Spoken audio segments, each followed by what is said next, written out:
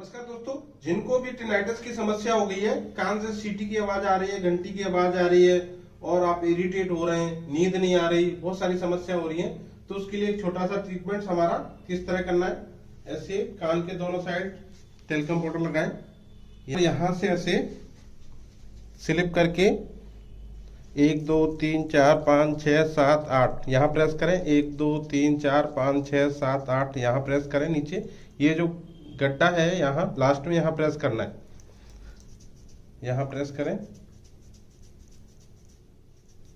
यहाँ से फिर ऐसे 1 2 3 4 5 6 7 8 और ये टिप को प्रेशर दें, थोड़ा सा छोड़ दें, प्रेशर दें, छोड़ दें। 20 बार रबिंग करनी है, 20 बार और 20 बार आगे की तरफ से, और रिलैक्स करें और छोड़ दें बस।